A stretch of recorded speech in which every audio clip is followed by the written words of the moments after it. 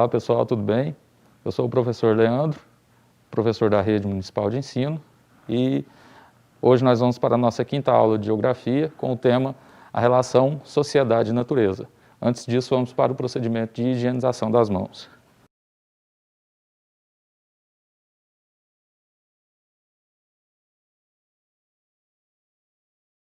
Então vamos lá, pessoal. Primeiramente, vamos aos objetivos da nossa aula. Apresentar os aspectos do meio físico-natural do continente americano, tais como relevo, clima e vegetação. Relacionar o uso e ocupação do solo e do mar no continente com as características naturais, destacando o exemplo de alguns países e regiões. Identificar os recursos naturais presentes na América, sua distribuição espacial e a importância da geração de energia e riquezas para os países em que se localizam. E, por fim, evidenciar os problemas ambientais ocorridos atualmente, em especial nas regiões da Amazônia e do Pantanal, no que diz respeito às queimadas, além da questão também do estresse hídrico. E antes disso, recordando rapidamente, na última aula, nós falamos do tema educação, tecnologia e inovação, os fatores econômicos, como os gastos públicos em educação, investimentos em pesquisa e desenvolvimento, como que isso vai determinar o nível de desenvolvimento nos setores de educação, de pesquisa, no desenvolvimento tecnológico nos países. Citamos exemplos de países da América, como Brasil, Argentina, México, Estados Unidos da América, dentre outros. Os tipos de trabalho no campo e na cidade, então a diferença entre os níveis tecnológicos aplicados em cada tipo de trabalho, tanto no campo como na cidade.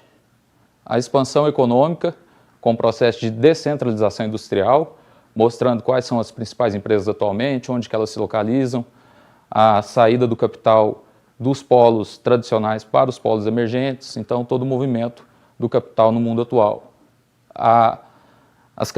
Os capitais estrangeiros no Brasil e a balança comercial brasileira, os investimentos chineses aqui no Brasil, investimentos também do Brasil fora do país, com a questão do comércio exterior, por exemplo. A África e a diversificação dos parceiros comerciais também destacando a China, dentre os parceiros comerciais atualmente no território africano.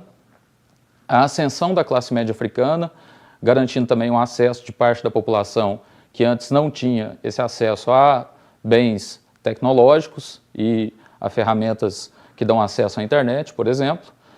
Esse acesso às tecnologias de comunicação e a exclusão digital, então, que grande parte da população ainda não tem acesso, e o acesso, muitas das vezes, também não garante a informação de qualidade para essas pessoas, e as redes virtuais de comunicação no Brasil.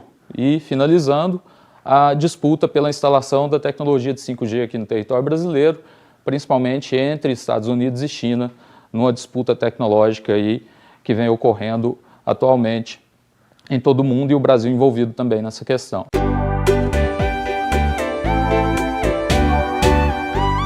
Dando início à aula de hoje, nós vamos falar primeiramente dos aspectos físicos do meio natural no nosso continente, e aí nós temos o relevo. Na América do Norte e América Central, nós vamos observar que a faixa próxima à costa oeste, ela vai estar então mais elevada do que as demais porções aqui no continente americano, com exceção aqui da região da Groenlândia, mas na parte continental, de fato, nós vamos ter aqui então a região das Montanhas Rochosas, próxima região onde se localiza a cidade de São Francisco, com elevações aí bastante superiores do que as outras regiões, a porção central, indo até aqui a porção leste da América do Norte. Na América Central nós vemos então se repetir, aqui ao sul do México também em algumas regiões, a partir do sul do México, quando a gente tem início a América Central até o norte da América do Sul, também algumas regiões um pouco mais elevadas. Na porção central nós vamos ter aqui a formação de algumas regiões de planalto, indo em direção à porção leste nós já temos a formação das planícies costeiras. Então aqui nós vamos ter, aqui essas planícies também na porção central, a formação dos grandes lagos na região do Canadá e Chegando aqui próximo à planície costeira, nós temos ainda também a formação da montanha dos Montes Apalaches. Então, esse é um quadro geral do relevo nessa região mais ao norte do continente americano. Quando nós viemos aqui para a América do Sul, nós vamos continuar tendo elevações aqui na porção mais oeste do nosso continente, onde se localiza, por exemplo, a costa do Peru, o Chile, formando ali a Cordilheira dos Andes. Tanto no caso anterior quanto aqui na América do Sul, nós temos a presença, né, de placas tectônicas que formam os chamados dobramentos modernos. Então, são formações aí que remontam a aproximadamente 65 milhões de anos atrás, que deram origem a essas elevações nessa porção mais oeste do nosso continente. Na porção mais a leste, nós temos aqui no território brasileiro, também a planície costeira, porém na porção aqui da região sudeste, parte da Bahia também, nós temos a formação de algumas regiões planálticas, serranas, né? Então, nós temos aqui, por exemplo, a Serra do Mar, aqui nós vamos ter a serra da região também do Caparaó, na região do Espírito Santo, na divisa com Minas Gerais, onde nós temos a formação do Pico da Bandeira, por exemplo, indo até aqui também, nesse Planalto Central, na região ali dos estados de Goiás, na divisa aqui com Tocantins e Bahia, com porções mais elevadas do terreno também. E aqui nós temos a planície também platina, né, na região ali onde se encontra, por exemplo, o Pantanal sul-mato-grossense, né, que pega parte também dos territórios do Paraguai e da Bolívia. Da mesma forma também nós temos aqui uma região já de relevo mais desgastado, formando a planície amazônica, que são duas áreas, né, a região do Pantanal e da Amazônia, que nós vamos falar um pouquinho melhor também mais ao final da aula. E aqui nós temos a formação novamente de uma outra região mais elevada, na região do Monte Roraima, então bem no extremo norte do território brasileiro, já na divisa ali com os países da região da Colômbia, Suriname, as Guianas também, próximo ao extremo norte do continente, do subcontinente, né, da América do Sul. Então aqui nós temos o deserto do Atacama, na porção mais a oeste, logo em seguida a formação da Cordilheira dos Andes, que eu já mencionei. Na região do Rio Paraguai é onde se encontra a planície platina, depois o Planalto de Mato Grosso, nessa porção do Brasil Central, chegando aqui até as regiões serranas, próximo à cidade de São Paulo, aqui no Brasil. Depois, com relação ao clima, então, focando aqui no continente americano, nós temos, então, na região próxima à linha do Equador, o clima equatorial, que é caracterizado por ser predominantemente quente e úmido ao longo de todo o ano. Então, é um clima que nós vamos ter aí chuvas regulares ao longo de praticamente todo o ano e temperaturas muito elevadas também, porque é a região do planeta que recebe a maior quantidade de radiação solar. Depois nós vamos ter aqui na região tropical a formação do clima tropical. No caso do Brasil, nós temos a formação do clima semiárido também na região nordeste. Na região da Cordilheira dos Andes, devido à elevação daquela cadeia de montanhas, nós temos ali a formação de climas de alta montanha. Então, uma formação típica de climas que têm elevações superiores a 3.000 metros de altitude. Temos também aqui a formação do deserto do Atacama, lá, e de outros desertos aqui na costa, que nós vimos também naquela ilustração anterior. Quando nós vamos para o norte, algo semelhante. Então, aqui na região da Guatemala e do México, nós temos a formação também de clima tropical, clima equatorial.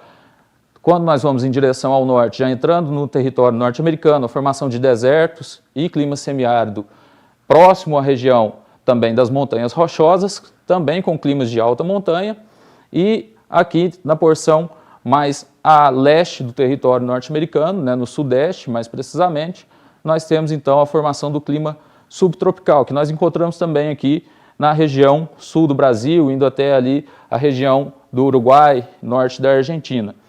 E mais ao norte, nós vamos ter aí o clima frio, que tem temperaturas mais frias, predominantemente, né, ao longo de todo o ano, chegando a temperaturas negativas e as máximas ali em torno de 10 graus Celsius no máximo no verão. E o clima polar, que próximo às regiões polares, como é uma região que recebe muito pouca insolação ao longo de todo o ano, nós vamos ter aí temperaturas bem mais frias, né? E a superfície congelada praticamente todo o ano nessas regiões. No caso aqui na América do Sul, nós não temos esse tipo de classificação em função de que o nosso continente ele não atinge, né, a região aqui do Círculo Polar Antártico, então não chega a formar esse tipo de clima. Aqui, para exemplificar, na região do Alasca, nós temos então, do lado esquerdo aqui, a temperatura e do lado direito, os níveis de precipitação.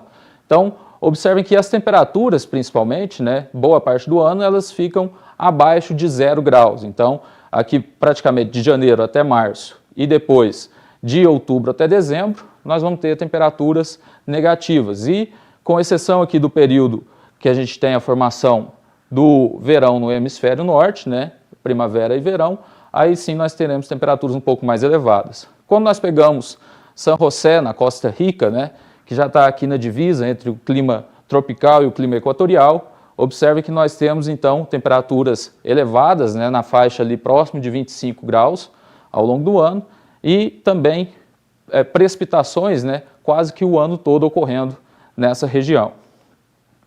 Na América do Sul, então, semelhante ao clima de San José, nós temos aqui em Maracaibo, na Venezuela também, temperaturas elevadas, acima de 30 graus ao longo de todo o ano, por estar próximo à região equatorial.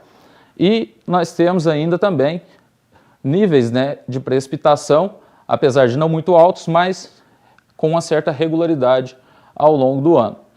E Concepción, no Chile, como nós já temos aqui uma região mais ao sul do continente, nós vamos ter aí temperaturas também um pouco mais baixas, principalmente no inverno dessa região, com temperaturas que vão chegar próximo aí de 10 graus Celsius. E Recife, no Brasil, que é uma região também situada numa região de clima tropical úmido, né, numa subclassificação desse tipo de clima, nós vamos ter temperaturas elevadas ao longo de todo o ano e a questão da umidade fica clara aqui também nos níveis de precipitação.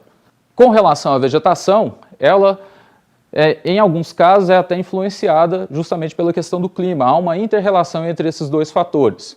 Tanto o clima influencia a vegetação, como a vegetação também influencia o clima. Então, por exemplo, aqui na região do clima equatorial, no caso do território brasileiro e países vizinhos aqui, Venezuela, Peru, Equador e etc., nós temos a formação da floresta tropical ou equatorial da Amazônia.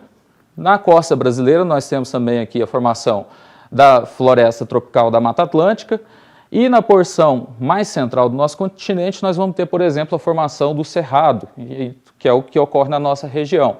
Então, que é adaptado a um período de clima um pouco mais seco, nos períodos do outono e do inverno aqui no nosso território.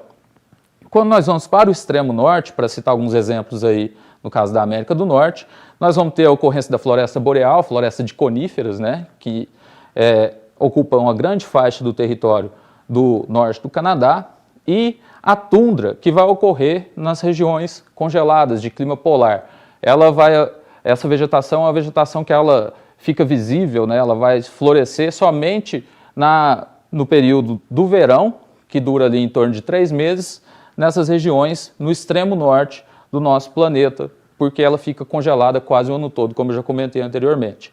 E aqui mais ao sul nós vamos ter a formação aí, então, de alguns tipos de vegetação semiárido e vegetação desértica, adaptada também a esses climas mais áridos que nós temos aqui nessas formações desérticas e também na região aqui das montanhas, no entorno das cordilheiras, tanto no hemisfério sul como no hemisfério norte.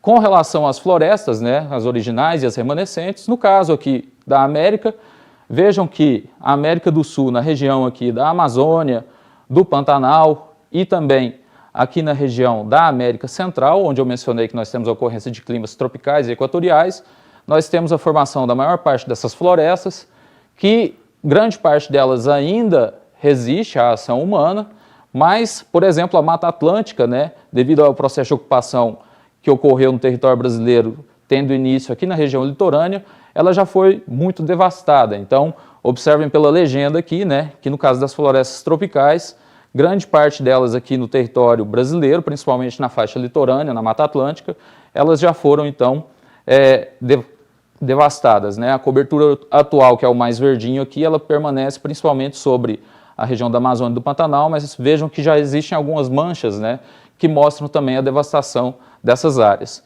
Com relação às florestas temperadas e boreais, né, então ainda há também uma grande presença das florestas de coníferas, por exemplo, no norte do Canadá. E aí então o nível de biodiversidade, né, que é influenciado justamente pela combinação dos dois fatores que eu mencionei no processo de formação das florestas tropicais e equatoriais, que são então o calor e a umidade, né? Então a abundância desses dois fatores faz com que a biodiversidade nessa região, na região intertropical, ela seja maior. Observem aqui que o verde mais escuro significa que essa biodiversidade de espécies, tanto vegetais quanto animais, é mais alta, e quanto mais claro, mais baixa essa biodiversidade. Então, nas regiões mais ao norte, onde o clima é mais frio, nós temos uma menor biodiversidade do que nas regiões de clima intertropical. E quanto às áreas protegidas, né, o verde mais escuro aqui significa que mais de 20% do território ele é constituído por áreas protegidas, e até chegar aqui, né, eu comecei ao contrário, mas então a faixa amarelinha ali seria menos de 2%. Então, indo de menos de 2% até o mais escuro com mais de 2%. E o branquinho é onde não tem dados disponíveis. No caso aqui do continente americano, então, Brasil, por exemplo, Bolívia, Colômbia, Estados Unidos, são países que têm grande parte do seu território, né, com áreas protegidas. O que nós vamos ver, em alguns casos, não garante que essas áreas, de fato, né, sejam mantidas sob proteção devido à pressão de vários atores que atuam degradando esses ambientes. Depois nós temos a distribuição dos recursos hídricos. Então aqui nesse caso, o nível de potencialidade, considerando aí o metro cúbico, que é a medida utilizada para água, por habitante por ano. Então vejam, né, que a América do Sul e a América Central principalmente têm índices aí muito elevados de metro cúbico por habitante por ano. No caso da América do Sul, Brasil, Argentina, por exemplo, eles têm aí entre 10 e 100 mil metros cúbicos por habitante por ano. Alguns países aqui, como a Bolívia, o Paraguai, o Uruguai, o Peru e o Chile, têm mais de 1.000 metros cúbicos por habitante por ano. No México, por exemplo, esse índice ele já é um pouco menor. No caso dos recursos naturais, né, que está relacionado também à economia desses países, falando mais especificamente dos recursos minerais, nós temos aqui, por exemplo, no caso da bauxita, que é matéria-prima para a produção de alumínio, o Brasil sendo um dos principais produtores, né, desse minério. Então, o Brasil produz aí na escala de 10 a 40 milhões, né, de toneladas de bauxita por ano. E aí nós temos também países aqui do sul da América do Sul e na América Central, que também contribuem para essa produção no nosso continente. No caso da produção de carvão mineral, se destacam os Estados Unidos, e nós temos também a Venezuela e o Canadá sendo produtores desse tipo de mineral. No caso do estanho, nós temos aí principalmente Brasil, Bolívia e Peru, também produzindo uma quantidade significativa desse minério, e o minério de ferro, no caso, o Brasil novamente se destacando como um dos principais produtores de minério de ferro no continente americano. E aí então, Canadá, Estados Unidos, México e o Chile também sendo produtores de quantidades significativas desse minério na nossa região. Observem, né, que em vários casos aí, países asiáticos eles se destacam, né, a nível global mais do que os países do continente americano. Com relação então aos combustíveis fósseis, aqui nós percebemos, então, na cor vermelha nós temos o petróleo, na cor verde o gás natural e na cor preta o carvão mineral, que são todas fontes de combustíveis fósseis, né? Então, esses depósitos, né, eles, no caso do continente americano, tem grande porção deles localizados também no território dos Estados Unidos da América e do Canadá. E aí depois, né, nós vamos ter aí também o México, a Venezuela, a Colômbia, o Equador e o próprio Brasil e a Argentina como produtores também dessas fontes de combustíveis fósseis. E aí, mais uma vez, né, se nós formos olhar aqui para o contexto da Europa, da Ásia, nós vamos ter aí grandes produtores também dessas fontes minerais. Com relação às fontes de energia renováveis, que são uma alternativa para se deixar a dependência que a sociedade atual tem do petróleo, por exemplo, e de outras fontes de combustíveis fósseis, como o carvão mineral, nós temos, né, a energia eólica, a biomassa, a energia hidrelétrica e a energia solar. No caso aqui do continente americano, reparem que nós temos, né, principalmente grande produção de biomassa na América do Norte, na América do Sul, e também de energia hidroelétrica. Apesar de países como o Brasil e os próprios Estados Unidos da América apresentarem um grande potencial de geração de energia eólica e energia solar, mas ainda não há uma infraestrutura instalada capaz de garantir, né, uma maior produção desses dois modelos de energia. No caso da América Central, com relação à energia hidrelétrica, nós temos o caso aqui, né, do sistema de interconexão elétrica entre os países dessa região, da América Central. E aí nós vamos ter aqui, então, essas linhas que ligam desde a Guatemala até o Panamá, com projetos, né, de barragens na cor azul e grandes barragens na cor verde aqui, que já estão em operação ao longo da linha que conecta esse sistema. Porém, observem que há várias contestações com relação a esse projeto, porque geralmente a construção de barragens ela implica em vários impactos socioambientais. O que significa isso? Você tem que alagar uma determinada área para construir a usina, a barragem, o lago que vai alimentar essa barragem da usina, e aí você vai atingir diversas espécies que vivem no entorno daquela área e também comunidades que dependem daquela área para sobreviver, que habitam aquelas áreas já há muitos anos e que têm uma relação muito forte com aquele lugar. Então, devido aos protestos, às manifestações, ocorreram inclusive, né, diversos assassinatos em vários pontos diferentes, entre 2010 e 2016, de manifestantes que se colocavam contra a realização desses projetos na América Central. No caso do uso do solo do mar, na América do Norte, nós vamos ter aí, principalmente na porção central aqui, né, áreas de lavoura, áreas de pastagem também, a criação aí, né, de diversas espécies, como gado, caprinos, suínos e aves.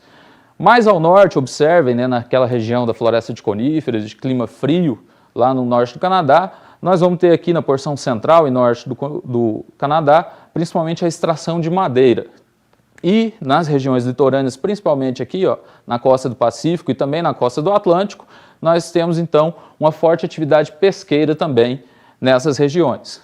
Além disso, nós vamos ter, né, na verdade até como consequência dessas atividades humanas, o conjunto dessas atividades, grandes problemas ambientais que afetam a nossa sociedade hoje. Então, por exemplo, aqui nós temos marcado na cor azul os parques nacionais, né, que são áreas de proteção, mas fora essas áreas nós vamos ter então risco de chuva ácida, principalmente na região mais urbanizada, aqui na porção mais central e leste do continente, no caso do subcontinente da América do Norte, e também aqui próximo à costa oeste desse continente.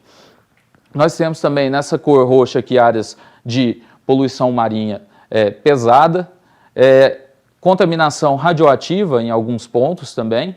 Então, uma série de problemas ambientais que são gerados pela ação do homem na natureza. Não vai ser muito diferente no caso da América do Sul. Então, nós temos aqui também, na região do Brasil Central, por exemplo, na região aqui do Uruguai e norte da Argentina, forte atividade agropecuária, também com a diversidade aí de atividades, né? Então, criação de gado, de suínos, de ovelhas, caprinos, produção também de cacau, algodão, café, arroz. Então, uma diversidade de atividades que ocorrem nesses territórios e uma forte atividade pesqueira também nas costas do Oceano Atlântico e principalmente, nesse caso aqui, do Oceano Pacífico, tá? Na região do Peru e do Chile. E aí nós vamos ter também consequências, né? Por exemplo, as áreas aqui já de florestas que vêm sendo devastadas, aquelas que já foram e ainda continuam também sendo devastadas, e áreas de poluição marinha pesada também, onde ocorre, né, regiões portuárias ou uma intensa atividade pesqueira que contribui também, né, pela grande quantidade de embarcações que se movimentam ali para a poluição dessas áreas. E aí as áreas de desertificação também, próxima à região onde já existem os desertos, que são problemas que têm afetado a população humana e preocupado também estudiosos e algumas autoridades desse setor. No caso do Brasil especificamente, então nós temos aqui culturas camponesas, né, como produção de feijão, tabaco e mandioca, na região norte e nordeste, parte da região central e sul do país.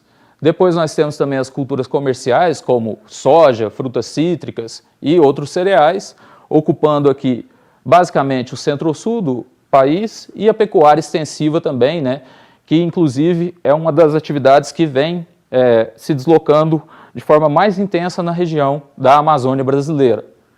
E aqui, justamente nas áreas, né, nessas bolinhas amarelas aqui, onde nós temos então conflitos ligados à terra.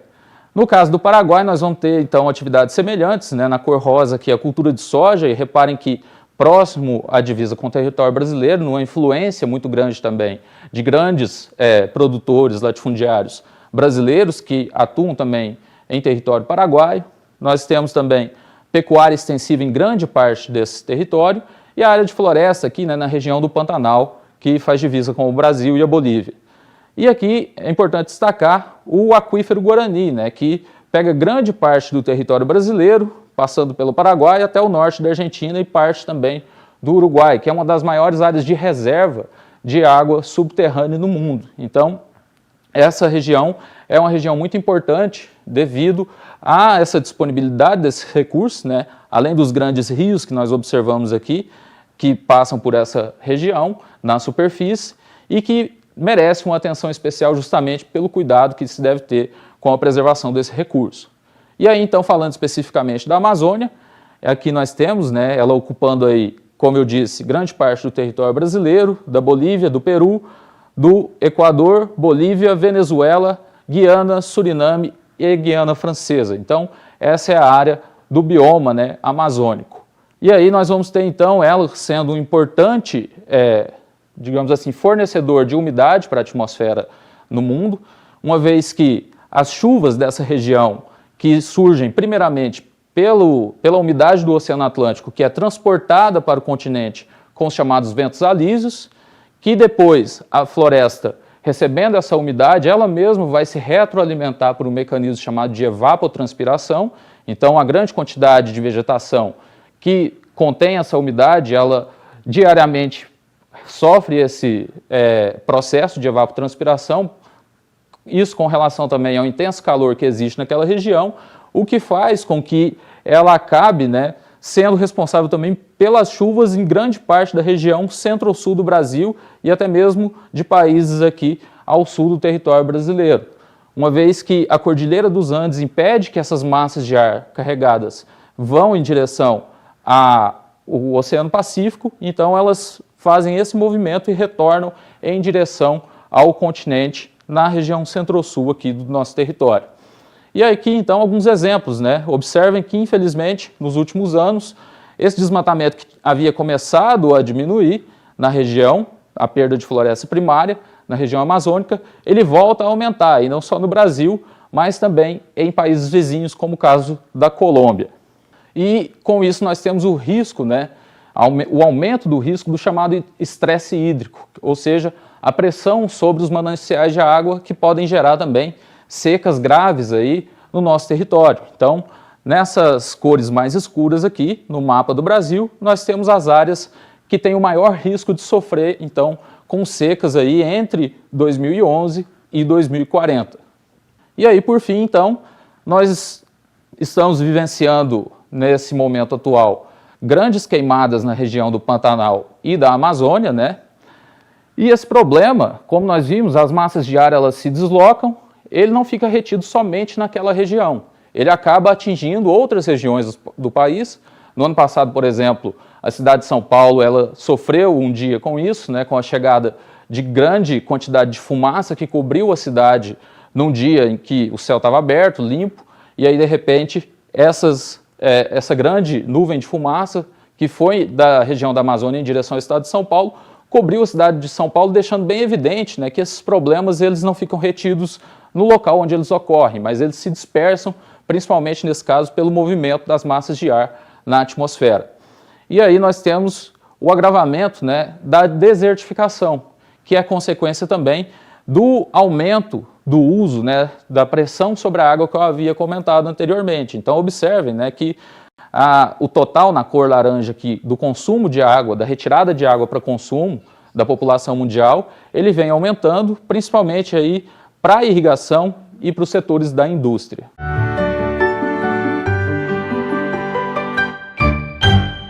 Bom, então é isso, pessoal. Vocês puderam observar na aula de hoje aí algumas das principais características do meio físico natural, dos ambientes naturais do continente americano, desde a América do Norte até a América do Sul.